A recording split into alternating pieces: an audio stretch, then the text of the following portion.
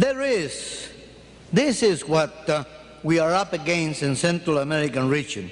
And this, my fellow graduate of the University of Notre Dame, is an integral part of the world you inherit today.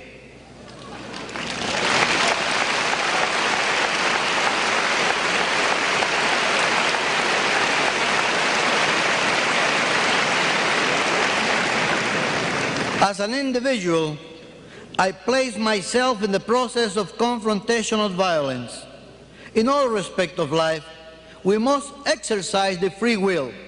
We must rely on the values we have learned, and we must choose compassion as a guide of our own destinies. But in the very nature of the world problem determines the social dimension by which we are joined together, not only as individuals, but as a brotherhood of nations.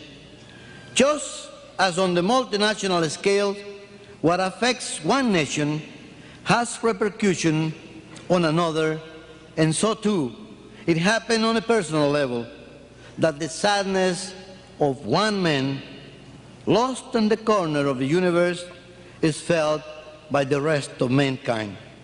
In the words of John Fitzgerald Kennedy, he said, "The rights of all men are diminished when the rights of one man is threatened."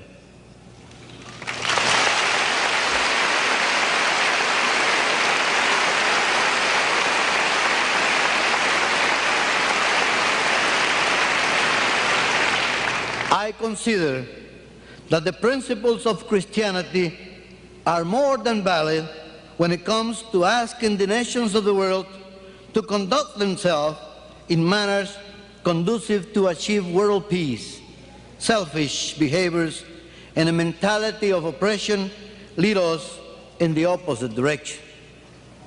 If one were to apply Christian theories in promoting international social justice, we should all dedicate ourselves to will for each individual the vital space necessary so that the basic needs of security, liberty, and justice can be satisfied in the pursuit of self-fulfillment. Humanity is at the crossroad of misery, caught between north versus south, east versus west, one against another. All suffer from economic and social crisis. We are also suffering from a crisis of moral values. Another problem we cannot ignore regards the population explosion.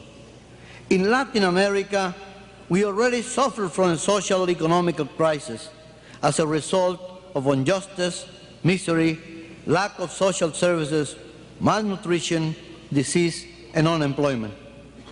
This reality has sharpened the conflict between each Latin American nation.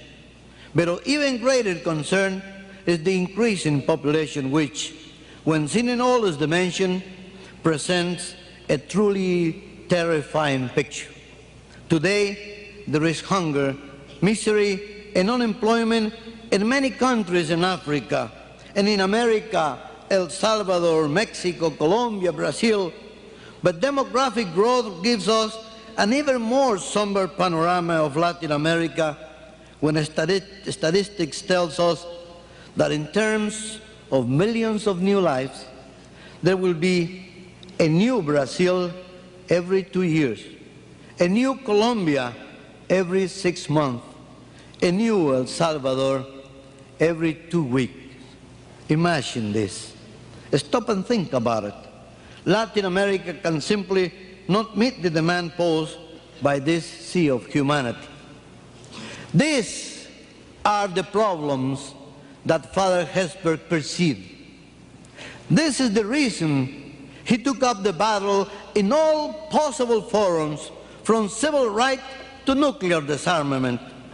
Father Hesburgh's objective has been to invite reflection by world leaders regarding the depressing reality of the world.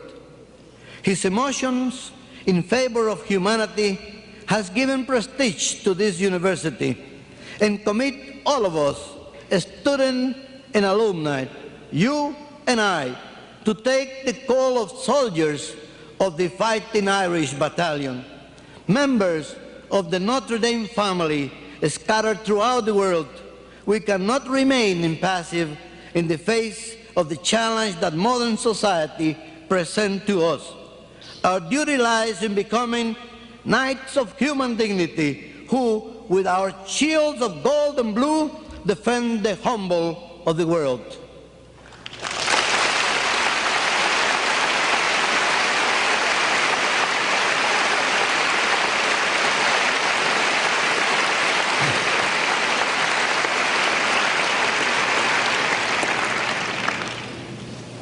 Now, I would like to tell you of my efforts on behalf of my people in El Salvador.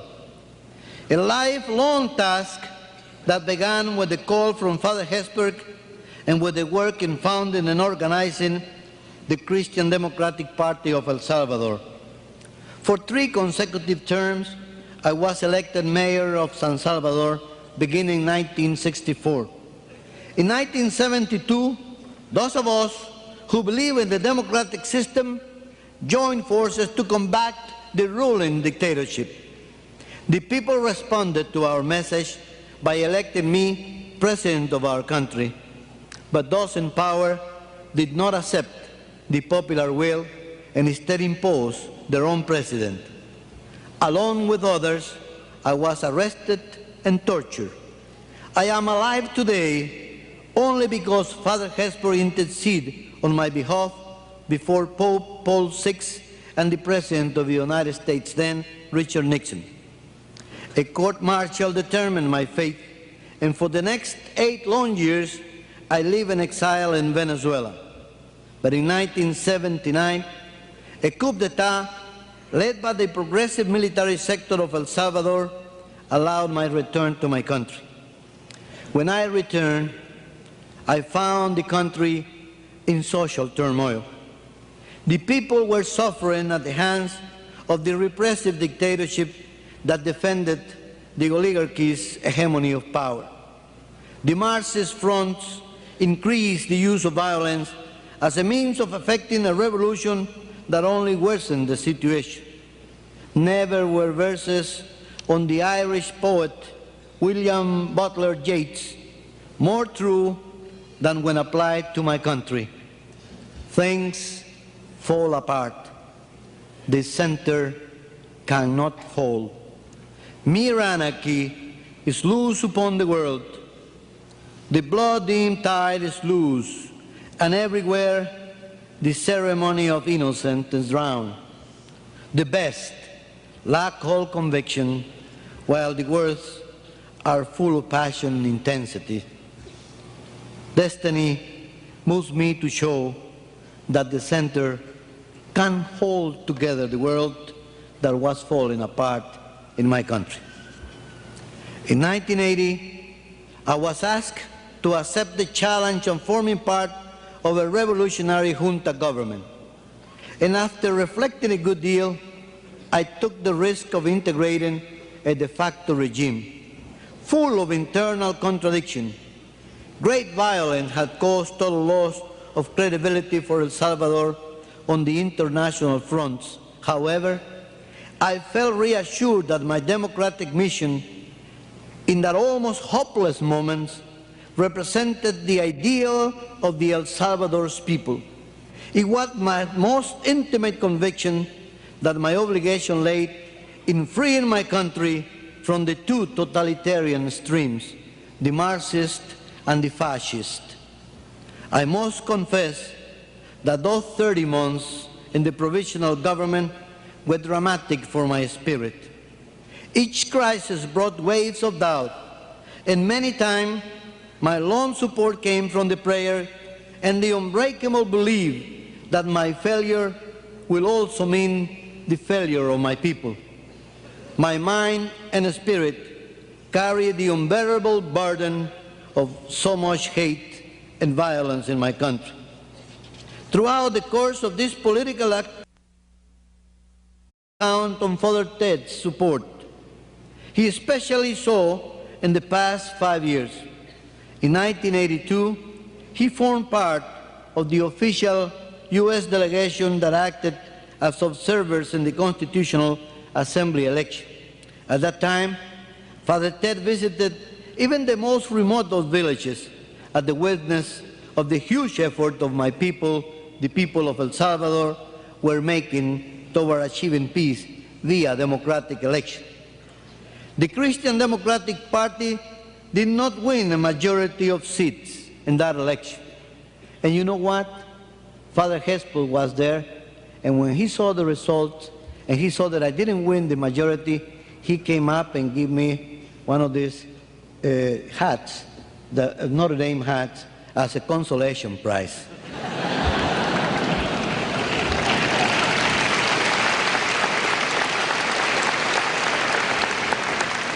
Faithful to my democratic conviction, I could have stayed in power, but I didn't. I handed over the power in accordance with the decision taken by the Constituent Assembly. At that point, in 1982, I declared to our Congress and the people of El Salvador as follows. I did not arrive in the political scene by accident. For me, politics is an ethic, and I was drawn to it to my vocation to serve. As a professional, I could have earned my living easily. As a politician, I could have easily earned my death. If an historian tried to determine the climate of my political life, it would not have been when I was elected president in 1972, nor when 7 Latin American presidents gathered in Santa Marta, Colombia, accepted my commitment to fight for democracy. No. The most important moment of my political life, I said then, is this moment. It comes now, when I step down from power and I say, mission accomplished. It means the culmination of the democratic profession of faith. It means we kept our promise to hold free elections. Now, we hand over the power to my legitimate successor without deceit or fraud. This moment is important because we had the courage to confront destiny. We had established the basis for democracy and initiated structural reforms. We had fulfilled our historical obligation with our country, our people, in our conscience.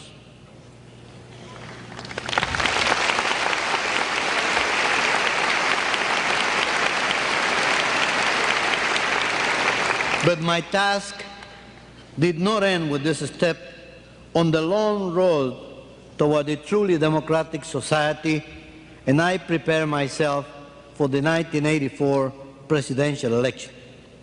The moment of truth drew closer. The Marxist left denied all possibilities of a popular referendum and continued with the inconsequence of the violent revolution. The rightist reactionaries incremented their action in their infamous death squads. At the same time, they used and abused the democratic electoral system to impose once again the repressive and dictatorial method. But I had faith in the people, and under the green banner of hope, I led the people toward their liberation, casting aside all schemes of violence. In 1984, the people responded massively to my plea for faith and hope. Despite terroristic actions from the two extremes and against all odds, the people scored the victory and democratically elected me constitutional president of my country. This, fellow graduates, has been my homework for the last 40 years. I learned that there is a difficult right choice and an easy wrong choice. Along with the executive power, I now count on the support of our Congress to aid me in developing the 5 vital policies that the country needs. 1, to humanize the conflict. 2, to pacify the nation. 3, to democratize our society.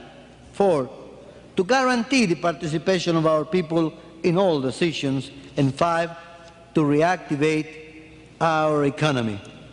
These 5 objectives will serve as the foundation for human development and social peace in El Salvador.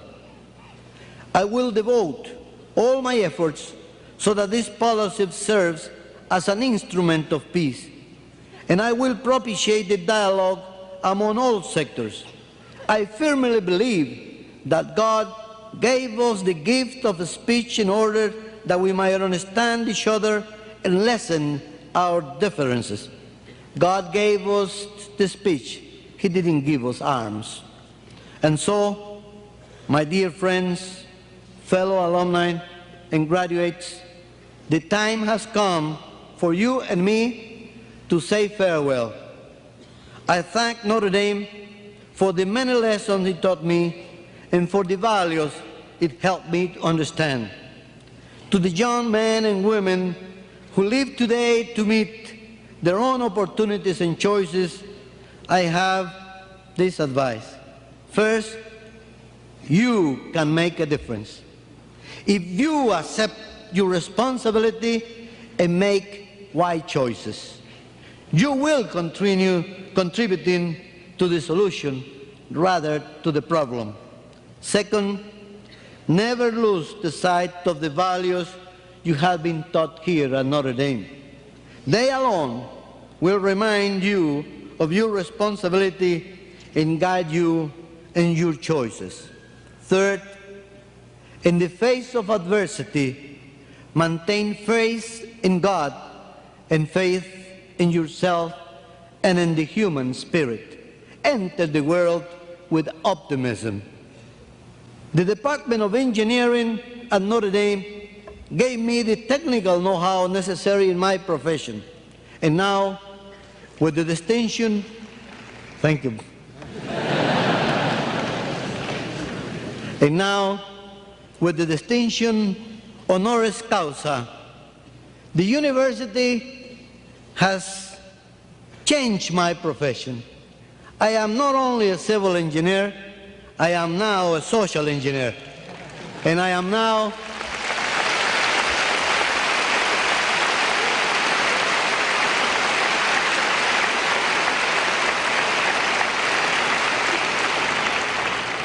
an engineer to serve humanity and to serve society and to give me the great strength to serve my country.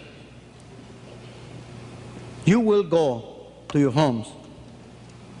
I am leaving now my home team, and I will return to my home stadium, El Salvador, where we have to imitate George Gipp and score a victory for peace. George is up there with all the Notre Dame distinguished saints that we have in heaven.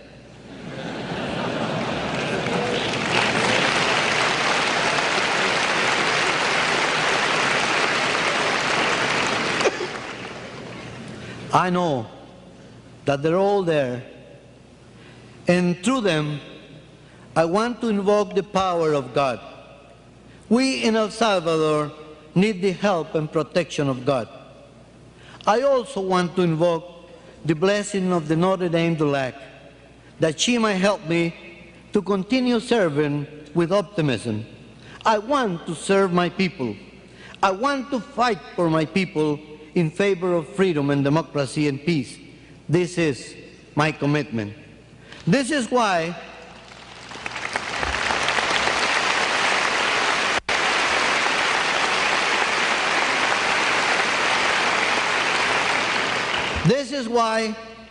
I feel that this moving ceremony is like a pep rally where we have come together to renew the spirit of the fighting Irish, the rah, rah, rah spirit of the night before the big game. And now, remembering our victory march, let me say, onward to victory. Cheer, cheer for all Notre Dame. Thank you very much.